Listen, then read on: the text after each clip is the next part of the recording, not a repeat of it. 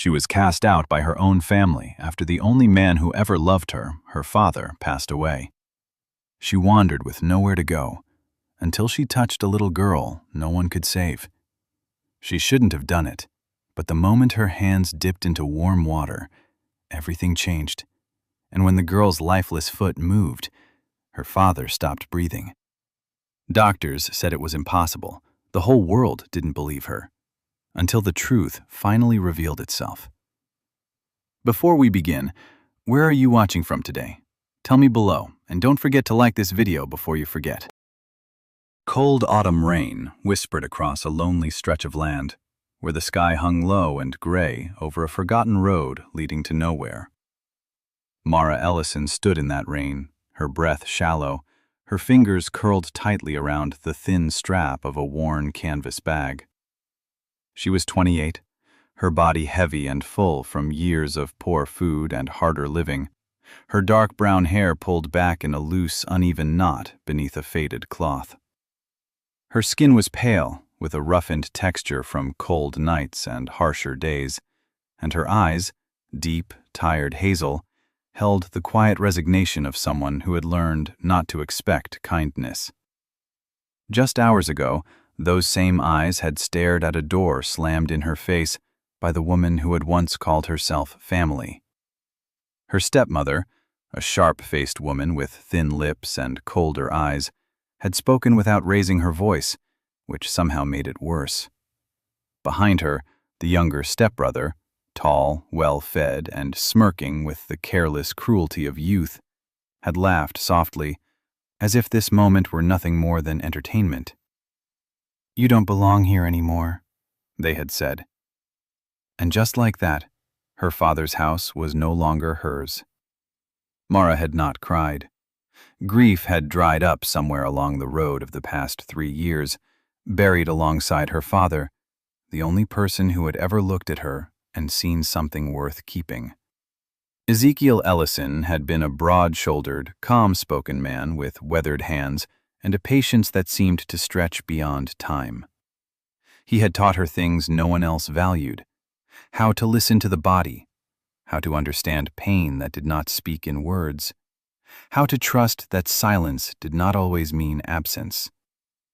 But after he died, those lessons had become burdens no one wanted her to carry.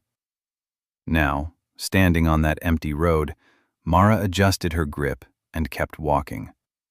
By the second day, her boots were soaked through, her legs aching under her weight, but she did not stop. Stopping meant thinking, and thinking meant remembering, and remembering was something she could not afford. The ranch appeared almost by accident, emerging from the mist like a place that had decided not to be found. A wide wooden gate leaned slightly to one side, its surface worn smooth by years of weather. Beyond it, a long dirt path stretched toward a modest 2-story farmhouse, its white paint faded into gray streaks. The barn stood larger behind it, sturdy and practical, the kind of structure built by someone who valued function over beauty. Mara paused at the gate, her chest rising slowly. This was not hope. It was simply the next door. She stepped through. He was there before she reached the porch. A man stood near the edge of the yard, tall and solidly built, his posture straight without effort. Ryan Carter was 35, though the years sat differently on him. His short, dark brown hair was cut close in a military style, his jawline sharp beneath a layer of light stubble, and his eyes, cool, steady, and observant, missed nothing. There was a stillness to him, not empty, but controlled, like a man who had learned how to hold chaos inside without letting it spill. He wore a long-sleeved green shirt with camouflage-patterned sleeves, worn pants, and old boots that had seen more miles than they showed. He did not look surprised to see her. He simply looked. Beside him stood a German shepherd. The dog was large, black and tan, its coat thick and well-kept despite the rural setting. Its ears stood upright, alert, and its amber eyes fixed on Mara with a level of focus that felt almost human. The animal did not bark. It did not move. It only watched, calm and assessing, as though weighing her presence against something unseen. The dog was about 6 years old, its posture disciplined, its silence louder than any warning. Mara stopped a few feet away, suddenly aware of how she must look, soaked, exhausted, out of place. "I'm looking for work," she said, her voice low but steady. Ryan did not answer immediately. His gaze moved once, briefly, from her face to her bag, then back again.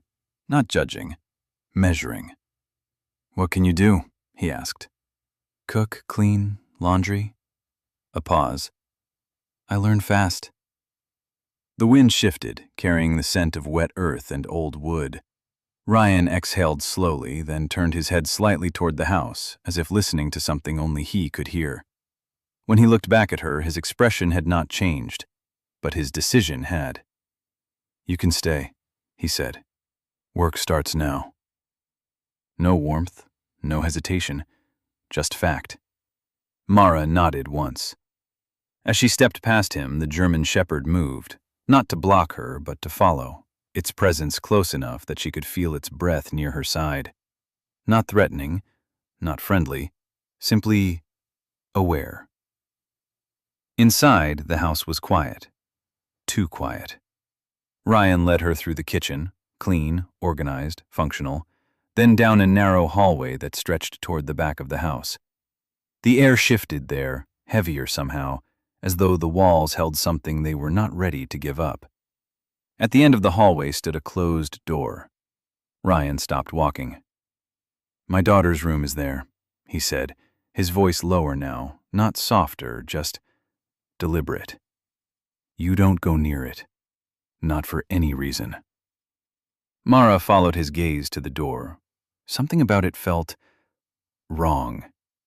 Not dangerous, not exactly, just held back. "I understand," she said. Ryan studied her for a second longer, then nodded and turned away. That night, Mara lay on a narrow cot near the kitchen, her body aching in ways she no longer noticed. The house had settled into silence, the kind that pressed against the ears until it became its own sound. Then, a noise. Faint. Rhythmic. Not a cry, not a call for help. Something quieter. Something familiar. Mara's eyes opened slowly in the dark. She did not move, but her mind had already crossed the hallway, and for the first time since she arrived, she turned her head toward the door she had been told never to approach.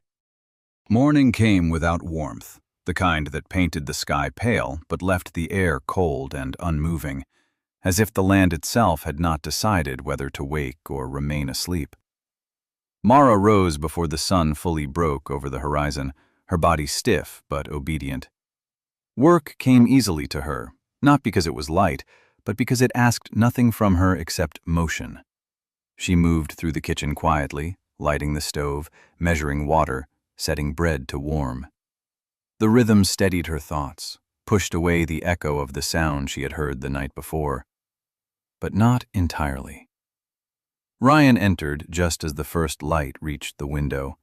He moved like a man accustomed to early hours, his posture already alert, his face unreadable.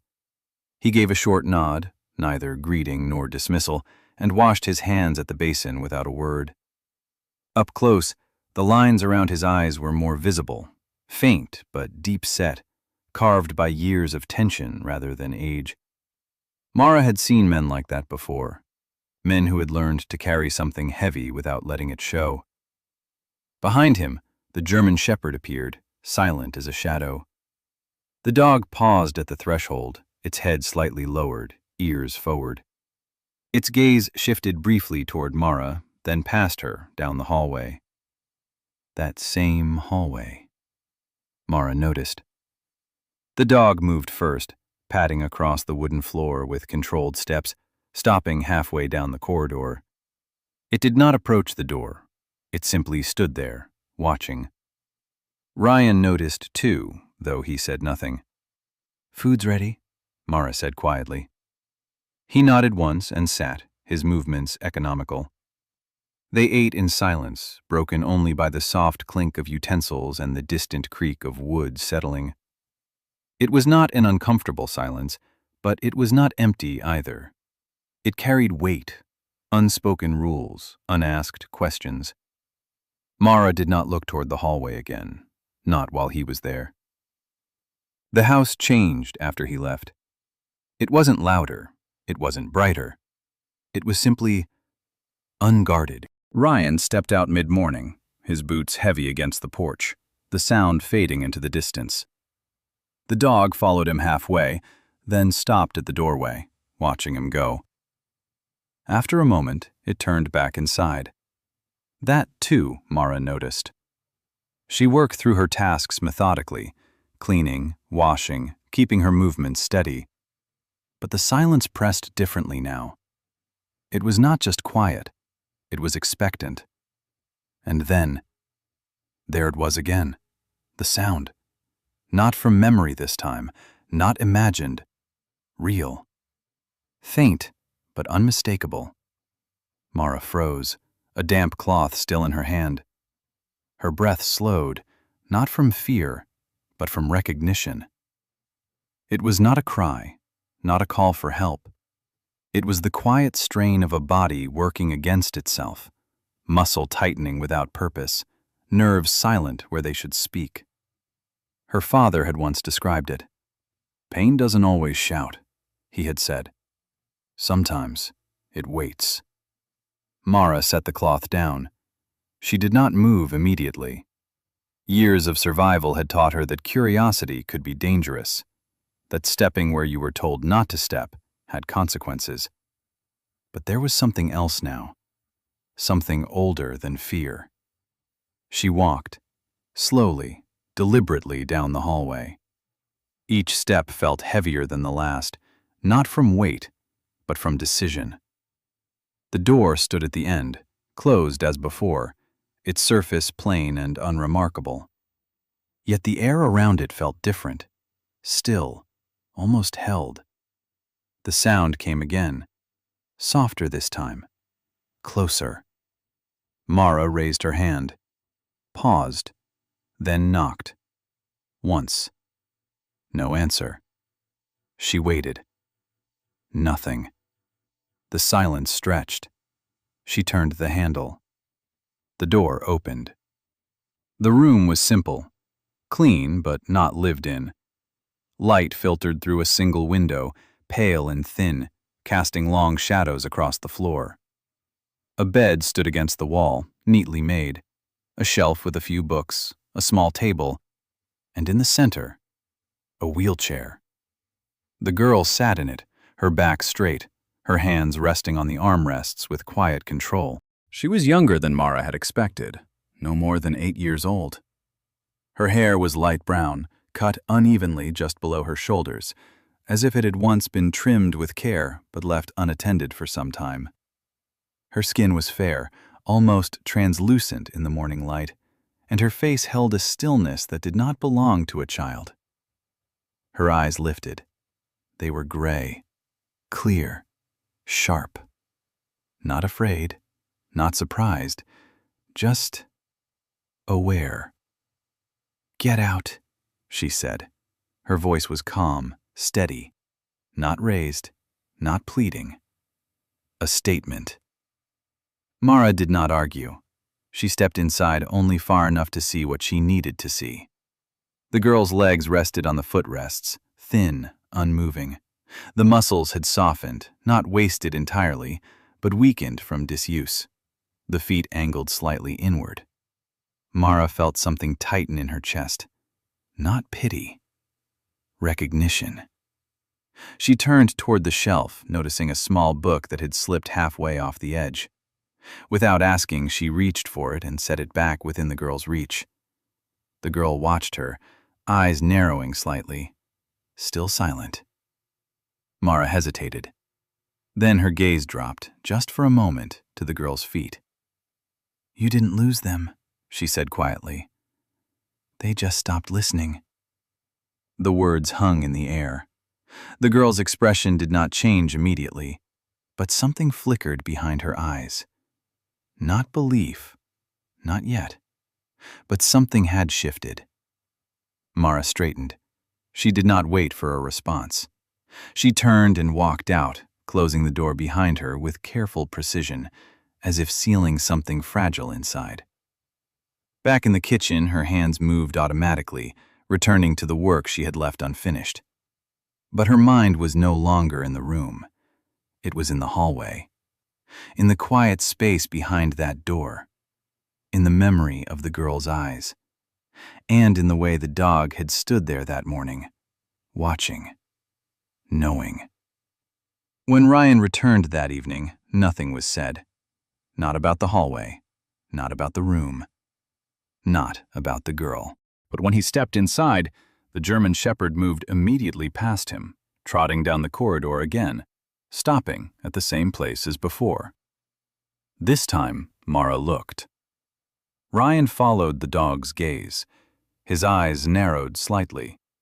Then, slowly, he turned toward Mara.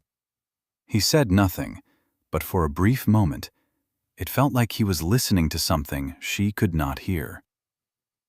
That night the sound came again, but this time, Mara did not stay still.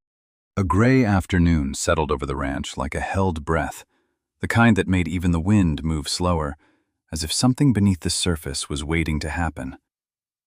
Mara kept her hands busy, but her mind no longer followed them. The kitchen was clean, the floors swept, the dishes stacked with quiet precision. Still, her attention drifted, pulled again and again toward the hallway she had crossed once, and now could not forget. Some doors, once opened, never truly closed again. Ryan had left earlier than usual that day, his departure brief and wordless. There had been something different in the way he moved, a slight pause at the threshold before stepping outside, as though he had felt the shift in the house, but had chosen not to name it. The German Shepherd had followed him halfway again, then returned, lingering near the corridor like a silent guardian of something fragile. Mara stood at the kitchen table, her fingers resting lightly against the worn wood.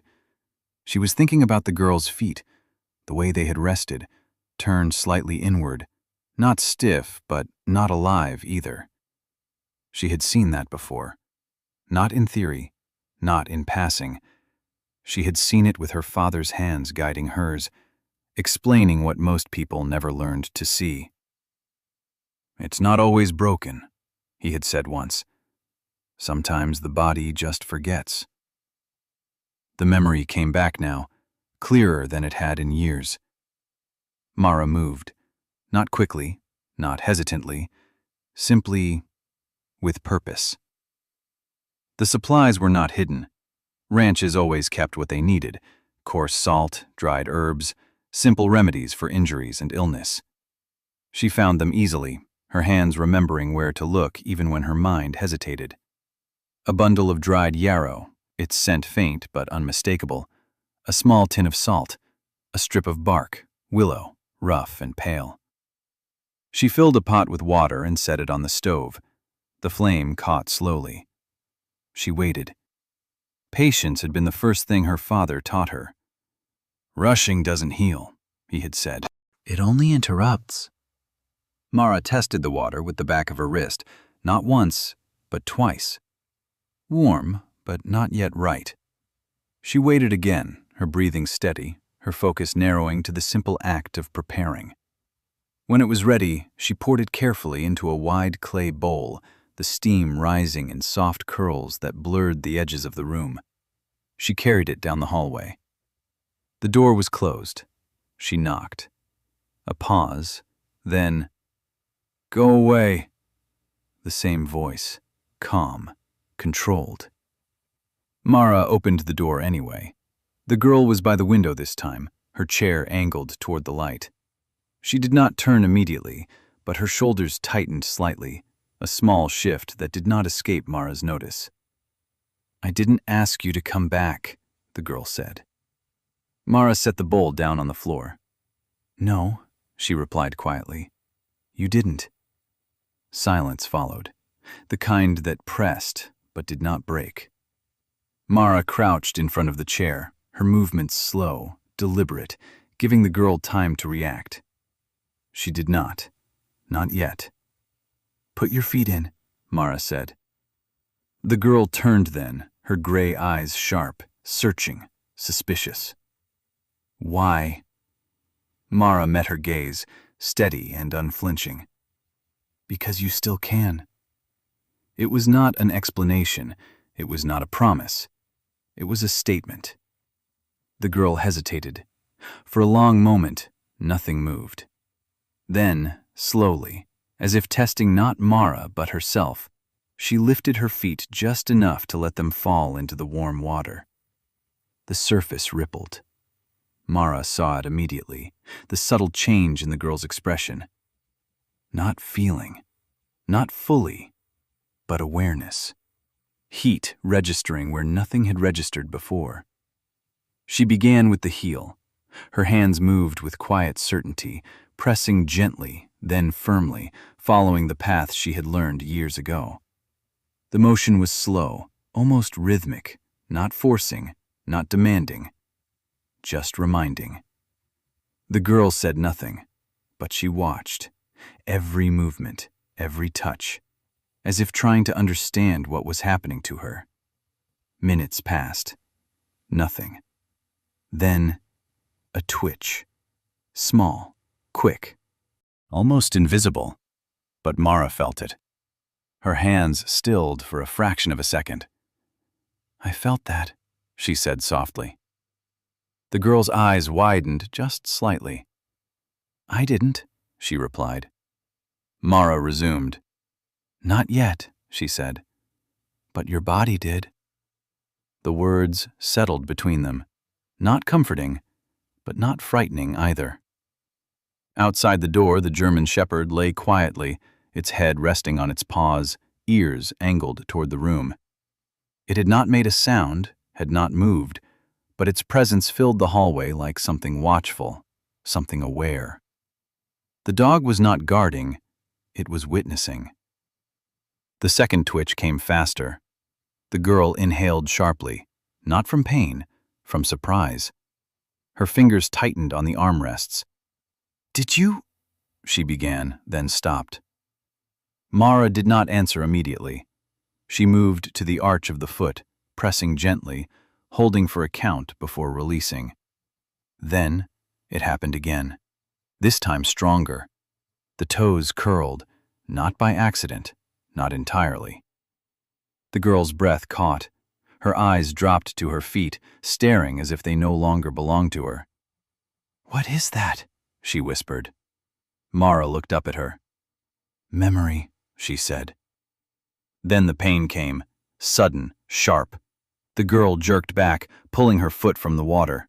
"Stop!" she snapped, her voice breaking for the first time. Mara did not reach for her. She did not force her. She simply sat there, her hands resting in the water, waiting. The girl's breathing was uneven now, her face tight, her body rigid with something she had not felt in years. Pain. Real. Alive. Mara spoke quietly. "That's not damage," she said. "That's waking up." The girl shook her head, her eyes wide. "It hurts." "Yes." Mara did not soften it. She did not lie. "But it means something's there." The room fell silent again, the kind of silence that holds a decision. The girl looked at her feet, then at Mara, then back again. Slowly, cautiously, she lowered her foot back into the water. Mara did not smile. She simply continued. The session did not last long after that, not because Mara stopped, but because she knew when enough was enough. She dried the girl's feet carefully, placing them back on the footrest with the same quiet attention she had used from the beginning. Neither of them spoke, but something had changed, not dramatically, not visibly, but undeniably. At the door, Mara paused. "Don't tell your father yet," she said. The girl frowned slightly. "Why?" "Because people stop things they don't understand." The girl considered that, then gave a small, deliberate nod. When Mara stepped back into the hallway, the German Shepherd rose immediately, its gaze locking onto hers for a brief moment. Not questioning, not warning, acknowledging. Then it turned and walked ahead of her, back toward the kitchen.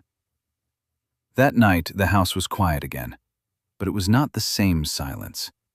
Somewhere behind the closed door, something had moved.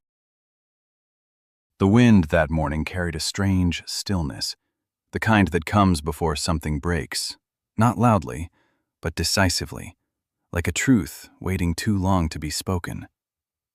Mara noticed it the moment she stepped outside to hang the laundry.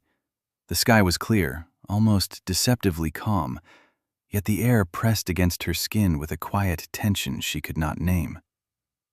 Inside the house, the silence had changed again, not empty now, but layered, as though something unseen had begun to move beneath it. The sessions had continued, carefully, quietly, always when Ryan was away. Each time the girl's body responded a little more. Not miracles, not sudden recovery, but signs, small, undeniable, growing stronger with each passing day. A twitch becoming a pull becoming resistance. The kind of progress most people would miss, but not Mara, and not the dog. The German Shepherd had become a constant presence at the edge of the hallway during every session, lying with its head low, ears angled forward, its amber eyes never leaving the closed door. It did not interfere. It did not alert. It simply stayed, as if guarding not the room, but the fragile possibility inside it. The girl had begun to change too. Her name, Mara had learned on the third day, was Lily Carter. She was 8 years old, slight in frame, her body still carrying the softness of childhood despite the years of stillness. Her face had lost some of its hardness, though not entirely. Pain had shaped her early, but something else was beginning to return. Curiosity, quiet and cautious. She spoke more now, though never too much, always measured, always watching Mara as if trying to decide whether to trust what she was feeling. The pain had not stopped. It came stronger now, sharper, more frequent. But this time, Lily did not pull away as quickly. She endured. Not because she liked it, but because she understood what it meant. Ryan noticed the change before he understood it. It began at the dinner table. Lily sat straighter. Not dramatically, not enough for someone unfamiliar to question, but enough that the shift felt wrong to him. Her shoulders no longer curved inward as they had for years. Her gaze lifted more often, meeting his instead of avoiding it. He said nothing, but he watched. The next morning, he found her chair not where he had left it. It was closer to the window. By a few inches, not much, but enough. Ryan stood there longer than necessary, his eyes tracing the position, measuring the distance. His jaw tightened slightly, not in anger, but in something closer to disbelief. He said nothing to Lily, but the silence between them changed. That afternoon, the ranch was no longer empty. The sound of an engine broke the stillness first, a car, unfamiliar, rolling slowly up the dirt path. Mara turned from the kitchen window, her body instinctively stilling. Vehicles did not come here without reason. The car stopped near the gate. 2 people stepped out. The first was a man in his early 50s, tall but thin, his posture rigid in a way that suggested more pride than strength.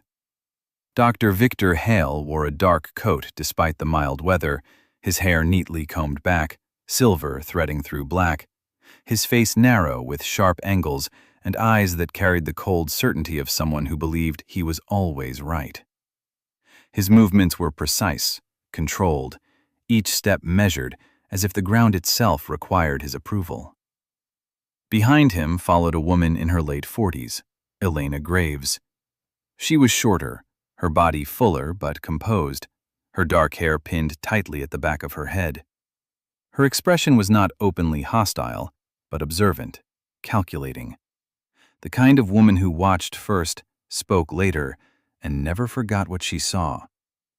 Her lips pressed together as her gaze moved across the property, taking in every detail, every imperfection. Mara felt it immediately. Judgment. Not spoken yet, but present. Ryan met them at the door. His posture shifted subtly, not defensive, but grounded, like a man bracing for something inevitable. The German shepherd appeared at his side without being called, its stance alert, its gaze fixed on the newcomers. Dr. Hale did not acknowledge the dog.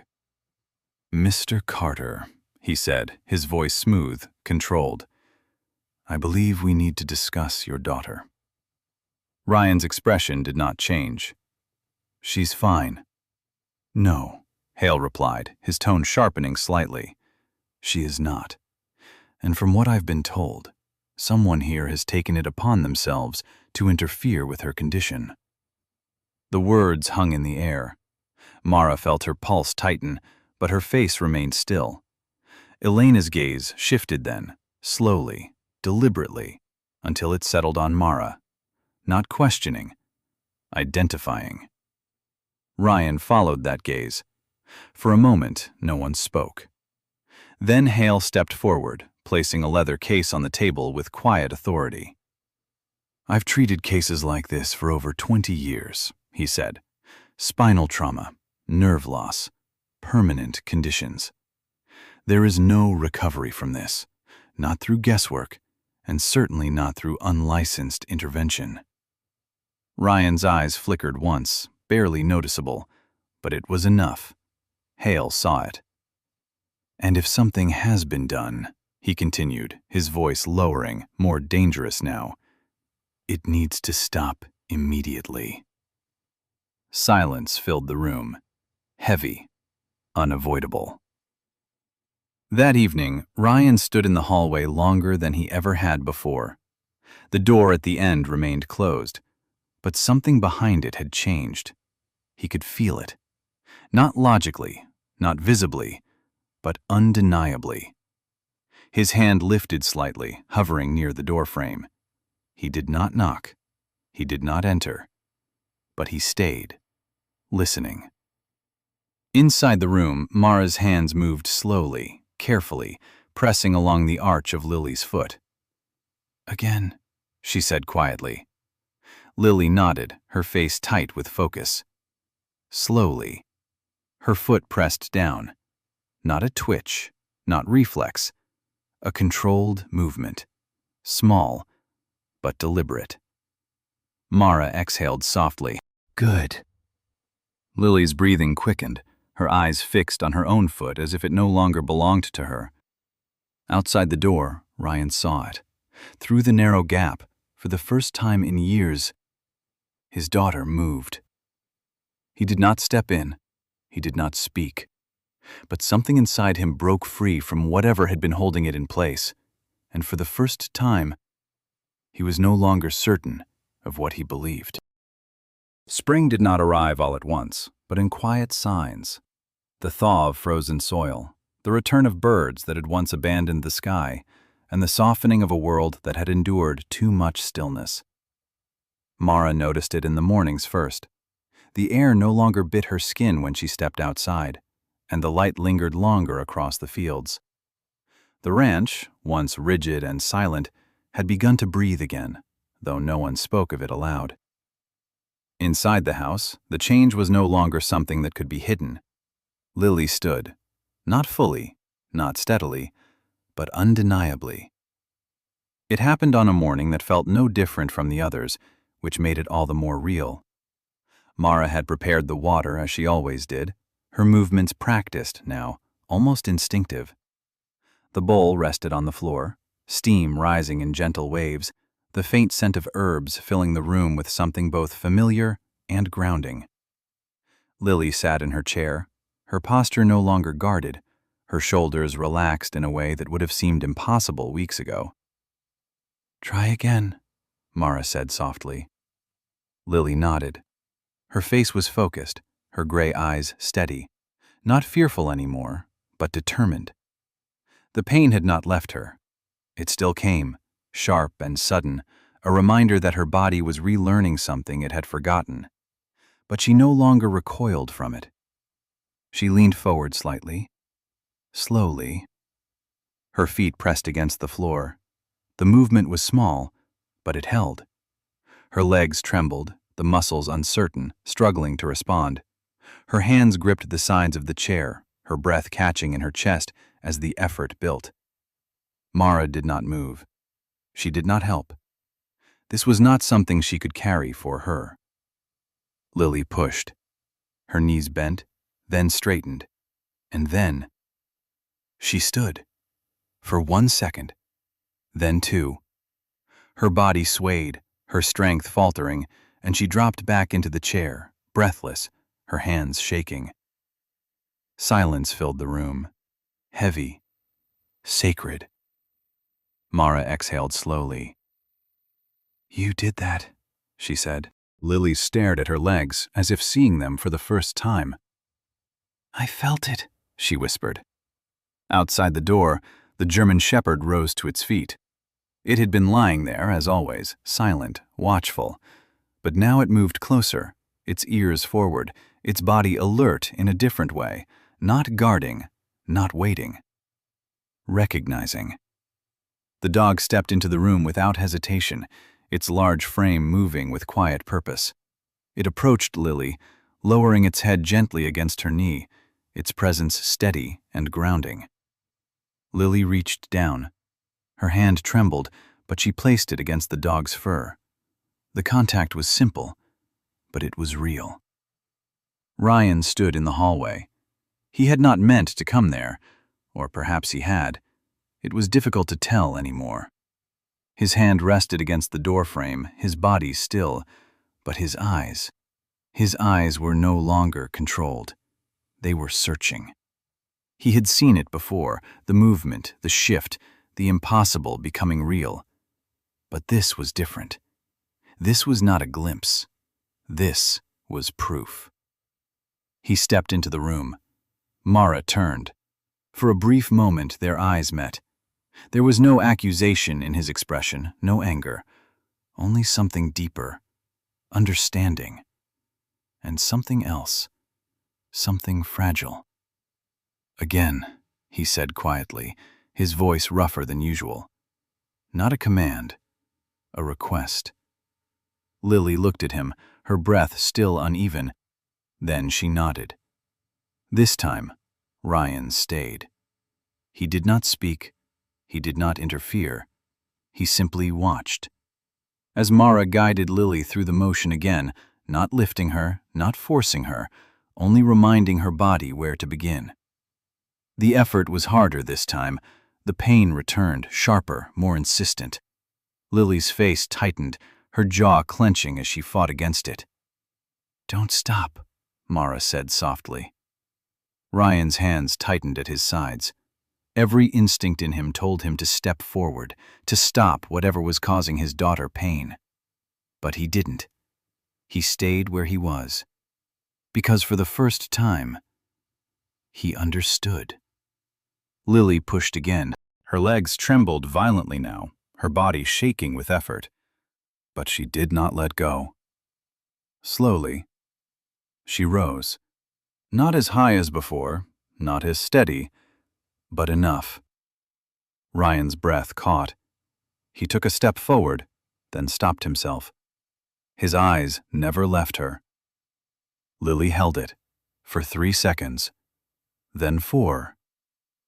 Then she fell back into the chair, gasping, her face flushed, her entire body alive with sensation. Ryan closed his eyes briefly, not in pain, in something else. Relief. The knock came later that afternoon, sharp, uninvited, the kind that did not wait to be answered. Mara felt it before she heard it. The shift in the air, the return of something unwelcome. Ryan moved first, his posture changing instantly, the softness gone, replaced by something harder, more controlled. He opened the door. Dr. Victor Hale stood there again, his expression unchanged, his presence as rigid as before. Beside him, Elena Graves remained silent, her eyes scanning the interior with the same calculating stillness. "You didn't respond," Hale said, his tone colder now. "I didn't need to," Ryan replied. Hale's gaze sharpened. "Then I assume the situation hasn't changed." Ryan stepped aside.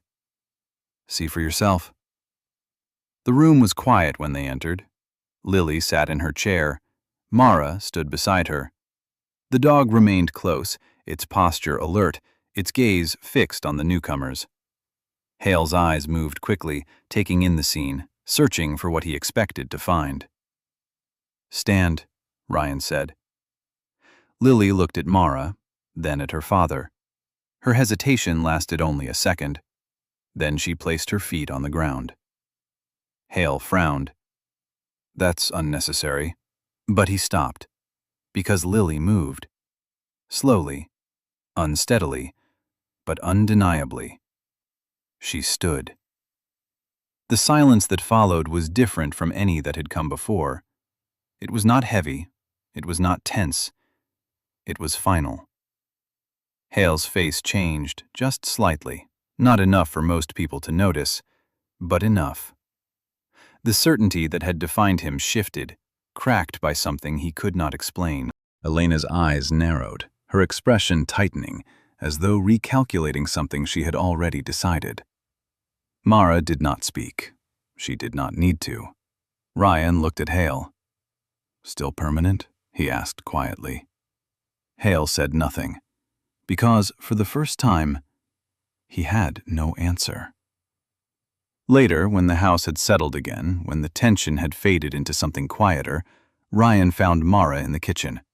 She stood at the table, her hands resting lightly against the surface, her posture the same as it had always been, steady, unassuming. "You can stay," he said. Mara looked at him. For a moment, she did not respond. Then she nodded. Not out of gratitude, not out of relief, but as if accepting something that had already been decided. Outside, the wind moved gently across the fields. The world, once still, had begun to move again. And this time, it did not forget. Sometimes, miracles don't come like thunder from the sky. They arrive quietly, through the hands of someone the world once ignored. Maybe God doesn't always change our lives in one instant, but He sends the right person at the right time to remind us that nothing is ever truly lost. Just like Lily's steps, some parts of us are not broken. They're just waiting to be remembered. If this story touched your heart, don't keep it to yourself. Share it with someone who needs hope today. Tell me in the comments, where are you watching from, and what part moved you the most? And don't forget to subscribe, because stories like this remind us that faith is still alive in everyday life. May God bless you, protect you, and bring light into your path, no matter how dark the road may seem.